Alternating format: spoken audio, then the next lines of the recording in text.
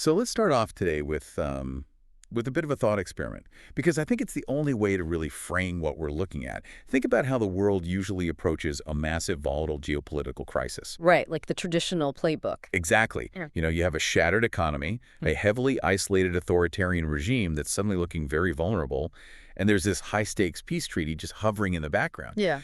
Normally, resolving a mess like that involves, closed-door UN sessions. Career diplomats in tailored suits. Right.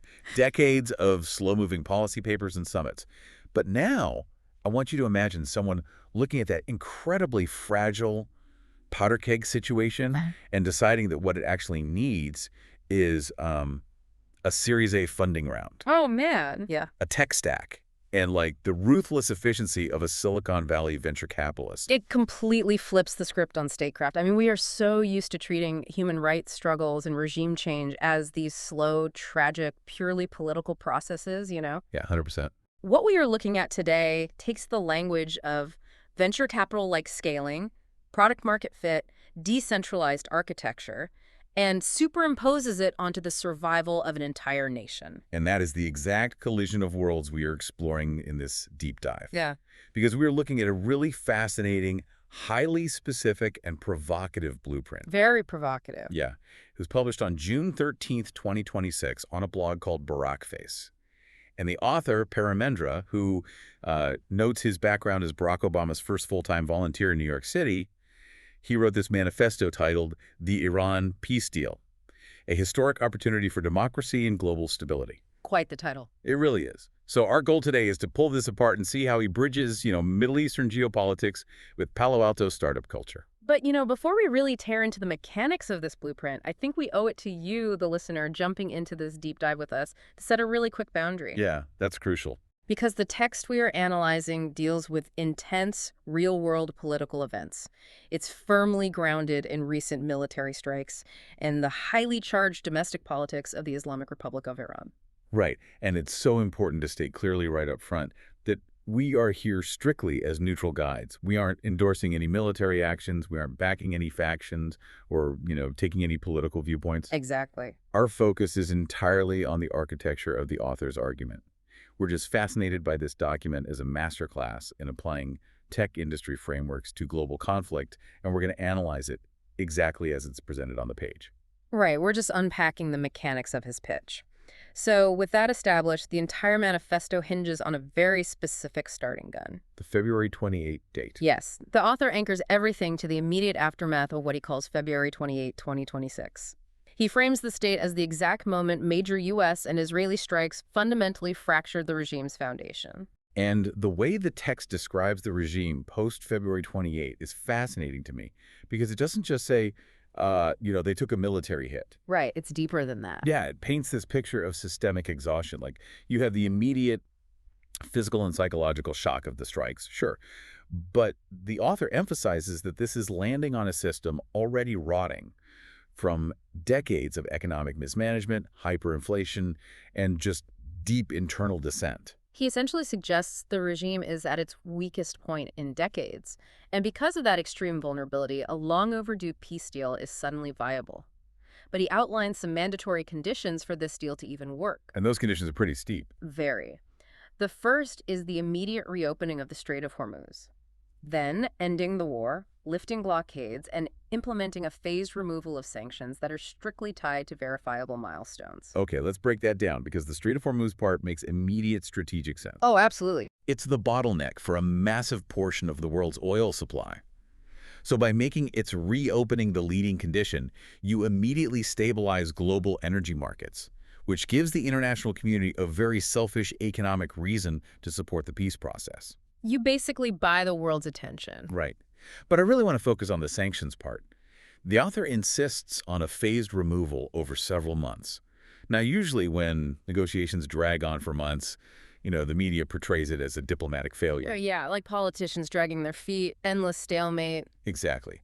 But the author actually calls this prolonged timeline a strategic opportunity. Yeah, and that's the counterintuitive genius of his argument. He views the delay as the actual mechanism for change. Wait, how does a delay force change, though? Well, think about it. If you lift all sanctions immediately, the regime just takes that massive cash injection, regroups, buys more weapons, and crushes any domestic opposition. Oh, so they just rebound.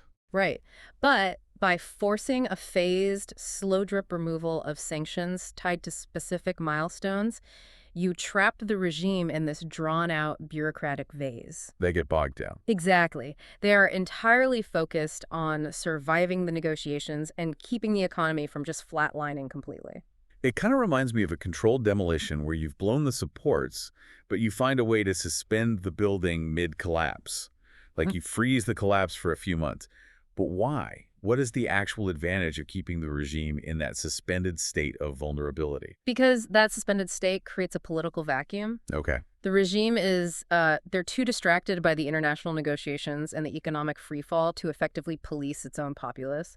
The author argues this breathing room is the exact window the Iranian diaspora and a civil society need to organize. I see. It's this temporary space where they can mobilize without facing the full, undivided attention of the state's security apparatus. But the author also makes it clear that gravity is eventually going to take over, right? Like that window is going to close. Inevitably, yeah. The text warns that you cannot treat this delay as a permanent new normal. If the opposition just waits around, the regime will eventually navigate the sanctions. Right. They'll consolidate whatever power they have left, and they'll outlast the pressure. The author's entire premise is that the momentum has to be seized right now. The time for prolonged stalemates is just gone. Which naturally leads to the biggest hurdle in this whole plan. If they only have this tight, let's say 6-month window of breathing room, while the regime is distracted, how do they physically organize fast enough? That is the big question. I mean, if you're an activist, you can't exactly put up flyers in Tehran or host a public town hall. You need infrastructure. Yeah. And this is where the author introduces his core concept, which is DemocracyTech. Yeah, DemocracyTech. And it is crucial to understand how the author differentiates DemocracyTech from what we already have. Right, because it's not just a new app. No, he makes a hard distinction between this new category and traditional social media. He is absolutely adamant that you cannot run a revolution on X or Facebook. I feel like we learned that the hard way during the Arab Spring, didn't we? Oh, completely. Because early on, people called it the Twitter revolution. Everyone was so optimistic that consumer tech was just going to bring down dictators all over the world. But it didn't really sustain anything. Right, because platforms like Facebook and Twitter were never engineered to overthrow governments. They were engineered to sell digital advertising. Wow, yeah, when you put it like that. It's true. They optimize for engagement and outrage, not for the physical survival of dissidents. They are incredibly easy for a sophisticated state actor to shut down or throttle. Oh, because they're centralized. Exactly. State intelligence can monitor IP addresses, they can scrape data to identify protest leaders, and they just flood the networks with bot-driven misinformation. Right. Furthermore, a Facebook group doesn't give you any tools to build a shadow government or securely poll millions of citizens. It's just a digital town square, and a very noisy one at that. So DemocracyTech isn't just a messaging app with better encryption. The author describes it as requiring secure identity verification, decentralized organizing infrastructure, AI-assisted translation, and sentiment analysis across Persian language networks. Yeah, he actually equates it to defense tech. Defense tech, like military software. Exactly. Over the past decade, Silicon Valley realized that consumer software wasn't enough for national security, right? So they started building bespoke military-grade technology companies. Companies like Palantir or Anduril. Okay, I follow. The author is arguing that human rights requires that exact same pivot. You need enterprise-grade, nation-state-level architecture designed specifically for regime transition. Wait, let me stop you right there. Because the phrase secure identity verification in this context is terrifying to me. Oh, for sure. The stakes are immense. Because if I'm an activist inside Iran and I upload my ID to a platform to prove I'm a real voter or an organizer, my life is literally on the line. If a food delivery app gets hacked, I have to cancel my credit card. If DemocracyTech gets breached by the regime's cyber division, people die.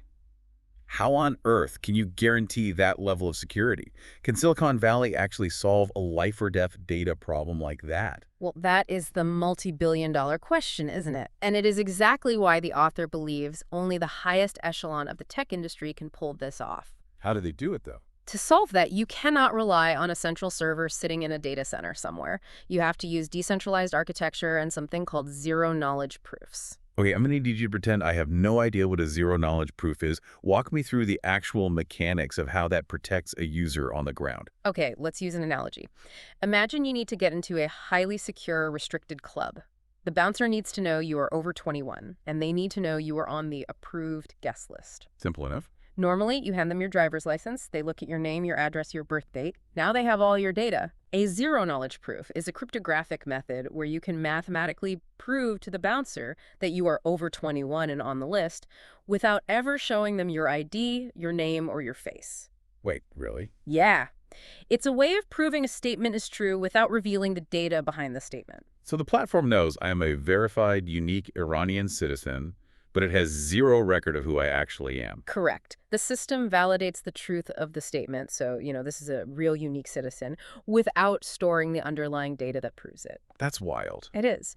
If the regime hacks the system, all they find is a ledger of cryptographic confirmations. There are no names, no IP addresses, no physical locations to raid. It's just math. Just math. Combine that with decentralized hosting, where the network is supported by thousands of computers globally rather than one central server they can block, and you start to see the defense tech level of rigor the author is demanding. Okay, I get it now. Yeah. But that level of engineering is incredibly expensive and complex. You don't build a massive decentralized zero-knowledge network with a few volunteers on the weekend. No. Definitely not. You need serious institutional capital. You need a tech visionary who understands how to scale complex networks. And the author doesn't just throw this idea out into the ether, hoping some random billionaire stumbles across it. He addresses the pitch directly to one person. Shervin Pishevar. Yes, Shervin Pishevar. Selecting him as the target for this manifesto is a highly calculated move. When you look at his resume and his personal history, he represents the exact intersection of every single theme the author is playing with. His backstory alone reads like a movie strip. It really does. Because he's this prominent Iranian-American venture capitalist, but he didn't start with a trust fund. He was born in Tehran in 1974. Right. His parents had advanced degrees in Iran, but the text notes that when they immigrated to the U.S., they arrived with reportedly just $35. $35? It's unbelievable. His dad had to drive a taxi. His mom worked as a maid. Like, they started completely over. He is the physical embodiment of the immigrant American dream. I mean, he went from arriving with almost nothing to generating over $7 billion in value through his early investments. That is just a staggering number. Right. He co-founded Sherpa Capital. He was a managing director at Menlo Ventures.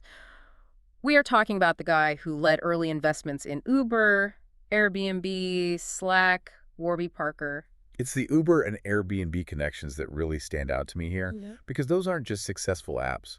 They are platforms that fundamentally reorganize human behavior on a massive scale. Yes. That is the critical link. What did Uber actually do? Well, they made getting a taxi easier. Sure, but structurally, it solved a massive coordination problem. It took millions of independent, disconnected drivers and riders and created a trustless, decentralized network where they could seamlessly interact in real time. Wow. Okay. I see where this is going. And Airbnb did the exact same thing for housing. Pishevar's entire career is built on identifying technologies that can scale complex networks and coordinate millions of decentralized actors efficiently. So the author is essentially saying, look, you figured out how to organize 2 million cars in 100 different cities simultaneously. Now, use that exact same architectural genius to organize a democratic transition. Yes. Exactly that. Yeah. The underlying mechanics of coordinating a massive decentralized protest movement or, running a secure shadow election required the exact same network scaling expertise that Silicon Valley has spent the last 15 years perfecting. Brilliant. The author is basically challenging Pishevar to treat the liberation of his birth country like his next major venture capital moonshot. And Pishevar is clearly drawn to moonshots. Right. I mean, the manifesto mentions his involvement in hardware and frontier tech. Oh, big time. He co-founded Virgin Hyperloop. He's pushing into quantum computing and AI. He just made a massive $375 million personal commitment to Helion Energy. Right. He doesn't invest in incremental improvements. He looks for paradigm shifts. Yeah. The author recognizes that. But beyond the money and the technical expertise, Pishevar has a deeply personal stake here. The text points out that he has been highly active in the Iranian diaspora. As he. Yeah, he's organized democracy advocacy events right at Uber headquarters. He has the emotional drive, the financial leverage, and the strategic mind required to spearhead something as audacious as DemocracyTech. It's brilliant framing by the author. Hmm. But, it brings up a really tough reality for me. What's that? Let's assume Pishevar agrees. Right. He writes the check. The smartest engineers in Palo Alto build an unbreakable, decentralized, zero-knowledge platform. The technology is perfect. Okay, let's assume that. It still doesn't matter if nobody uses it. True. The platform is just a tool. Someone has to actually do the grueling, dangerous work of dismantling the regime's power structures. The app won't do it for you.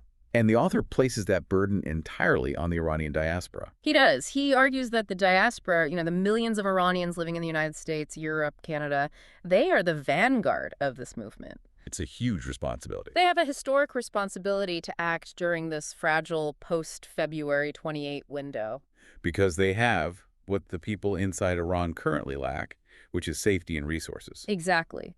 They possess the financial capital, the education, the international diplomatic networks, and most importantly, the physical security to build this infrastructure without fear of a midnight raid by state security. Right. If I'm coding in Toronto, I'm not worried about the secret police kicking my door in. Precisely. And the author paints a very bleak picture of what happens if the diaspora fails to step up right now. The cost of inaction. Yes. He warns that if the regime survives this vulnerable period, the country isn't just going to return to the status quo, it's going to completely spiral. The text outlines a cascade of failures. We're talking hyperinflation, total currency collapse, widening poverty, and eventually inevitable regional war. It's apocalyptic. It is. If the opposition lets this moment pass, they will eventually have to fight this exact battle all over again in the future.